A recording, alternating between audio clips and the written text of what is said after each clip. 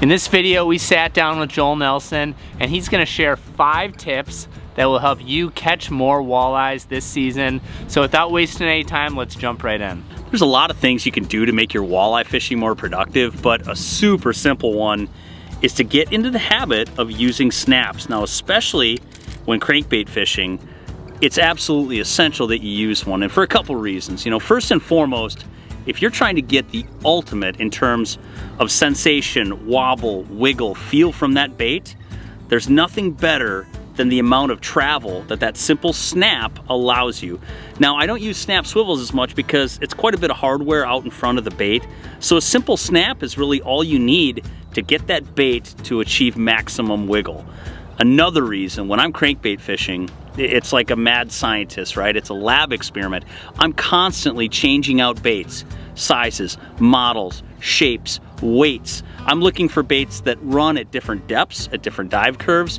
If I'm running between lead core to long lining, there's just constant switching that's going on. Nothing makes me more efficient on the water than having a simple snap setup. Now, there are times where you can direct tie to crankbaits and where it makes sense to do so, but for the most part, I run snaps whether I'm casting, whether I'm trolling. There's really not a great compelling reason not to be using them, and there are so many reasons why you should be. Sticking to the topic of crankbaits, Joel's gonna talk a little bit about how he likes to choose different sizes based on the time of year. There's all kinds of different shapes and sizes of crankbaits out there, and I tell you, when you're out there in the retail world, you're looking at this big wall of baits, it's super intimidating as an angler to try and figure out, first and foremost, what colors do I want to grab? And then after that, you're like, well, I don't even know what sizes I need. And from a size perspective, I'm just gonna break down a couple reasons why you should have what you have for different parts of the year. Now, first things first, in the early season, I'm using a lot of smaller baits.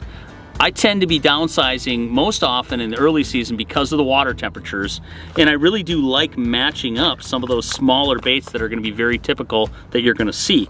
And I tell you, I love to pull these baits. I love to troll number 5 rumble shads. They're just a favorite of mine in so many scenarios. The size in this case then relates to the depth of the water I'm fishing. In 10 to 12 feet of water, with about 120 to 150 feet back, depending on my speed, I can achieve those depth curves with those number 5 rumble shads. So early season for me, when fish are kind of up against the shorelines, main lake points, just off the edges of flats, that's my bait of choice. As the year moves on, as minnows hatch, they grow up, they get older, they get larger, the existing adult minnows in the system get larger yet. Number 7s are something that I'll move to. So once I get to a certain part of the year where I'm almost challenging fish to bite, I'm looking for reaction strikes. I'm trying to get them to feel that bait come by and then make a snap reaction to it. Number 7s are what I start to throw into the trolling mix more and more and more, especially on lead core deep setups. Now, as we get into a fall scenario, fish are putting on the feed bags. It's great to challenge these fish. Bigger baits mean bigger reactions and better fishing quite often. So I'll throw number 7s and number 8s, but when I say throw, I really do mean it. I'm casting these crankbaits. I'm not trolling them as often. You've also got these little babies. You've got these rumble bugs and things like that.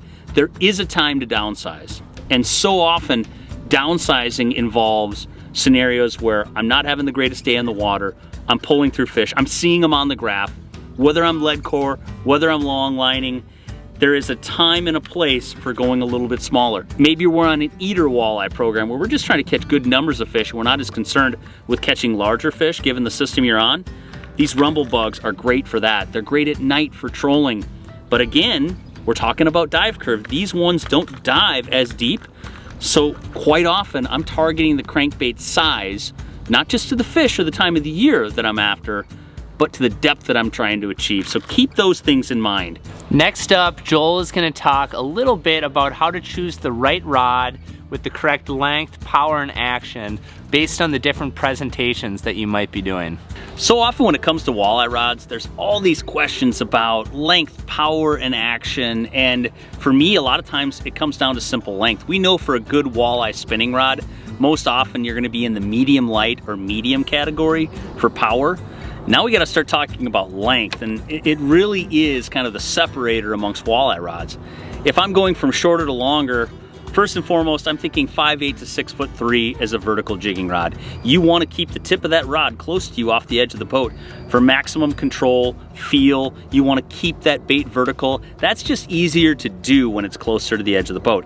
And it's also easier to put it right along the side of your transducer and jig on your graph and be able to see the bait down there. So when I'm thinking about vertical jigging, 5'8", 6'3", somewhere in that 6 foot category is great.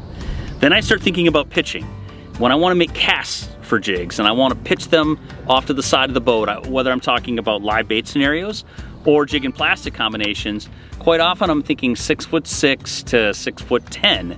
Now that's going to give me a little bit more leverage on fish that are further away from the boat, so it's going to offer a little bit more advantage when it comes to hook set, playing the fish, but it's also going to give you more ability to pick up more line more quickly on a distance cast. It's also going to give you the ability to have control over your bait by simply moving the rod to one side. You're going to be able to sweep that bait quite a big distance. So that kind of size and length range is really going to help out.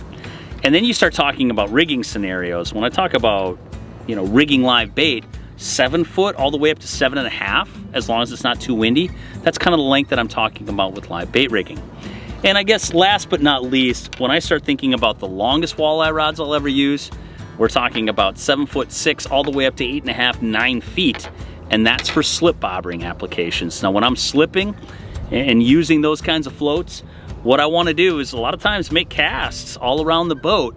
And in deep water especially, I've got so much line down below that bobber that I really need to take that angle out and make a direct link from me to the fish. To do that, a long rod is absolutely the most important thing you can have for that, because reeling down to the fish and bringing it way back takes all that line and takes that bow out of the line to be able to get an efficient hook set while you're slip bobbering. So there you have it when it comes to walleye rod lengths.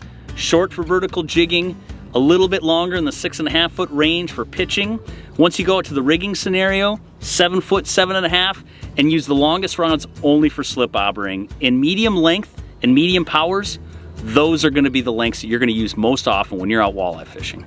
Now let's change gears just a little bit and have Joel cover down on some locational tips that will help you find more walleyes. As walleye anglers, we've gotten really good at fishing complex structure. We've got great mapping. We can see exactly where the contours lay out. We can see offshore, different humps, points, twists, and turns. And our graphs are better than ever at being able to read drop-offs, breaks. We've got down imaging. We've got side imaging. We can see these things very well. But what about lakes that don't set up like that? What about lakes that have a lot of shallow water habitat? Or maybe the kinds of lakes that are just mostly flats like you see here.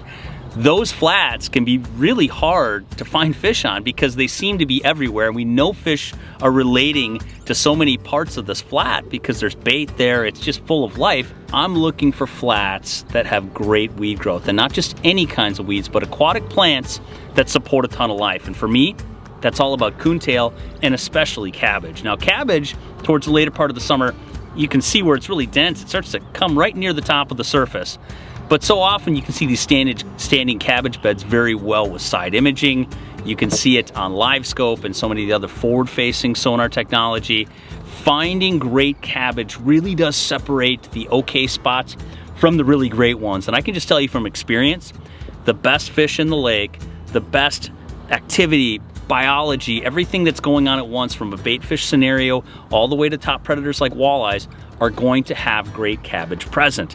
So when you're cruising around these lakes and you're trying to identify spots in that 6 foot to maybe 15 foot range, it helps to set up your highlighting, your shading, but it also helps to be looking constantly for the presence of not just stringy weeds that are occasionally near bottom, but good, healthy, heavy clumps of actively growing cabbage. Not stuff that's standing and just kind of little wispy, little thin strips. We're looking for good, solid beds of cabbage. And quite often, you can do anything in those places. You can drop slip bobbers in the holes, you can jig through it, you can pull spinners over the tops of it, especially on a windy day. You can drive right over those fish and still catch them. And when I think of walleyes and weeds, I think of great flats. But again, the best spots are gonna have great weeds to boot. Last up, Joel's gonna talk a little bit about jig fishing and how you can have more success when you're fishing in these nasty windy conditions that we've had lately. Have you ever been out fishing with somebody, you're jig fishing, maybe you're pitching shiners, maybe throwing jigs and plastics, and that one person is literally out fishing you 2 or 3 or 4 to 1. Chances are they've got a lot figured out when it comes to angles and boat control. It can be as simple as maybe the way they're fishing allows the jig to contact bottom better, or it can be that they're just fishing in a way that promotes sensitivity with the rod and the line angle. But no matter what they're doing, they are in tune with their position in the boat and what the boat's doing to the spot you're fishing. Let me give you an example. Today we were out there in the wind and we were getting blown around. We had some fish marked, a good pot of them actually. The only way to get these fish to go was to literally motor ahead of them and let the wind push us straight back. What we had to do was fish straight out of the back of the boat. And the reason we had to do that is the wind was so strong, we could not cast across it. It put too big of a bow into our line. We weren't able to stay near bottom. Any bites that we did have, we just wouldn't feel because it's just pulling into nothingness on that bow and the line. So when you're in that situation, when you see somebody that's really putting it to you from a jig fishing perspective, pay careful attention to where they're casting. Pay careful attention to the angle that they're casting from. Pay careful attention to what position they are in the boat.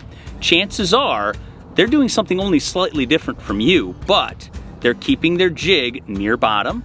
They're not putting bow in their line by casting across the wind, and they're fishing in a way that promotes the max control of the jig and the most sensitivity of the bite and feel. So go ahead, put that tip to use.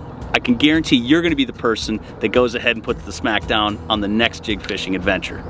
Well, that's about all we got for you in this video. Hopefully you enjoyed it. Hopefully you learned something. If you did, hit that little red subscribe button down below because we have a lot more awesome content coming. And until then, we will see you in the next one.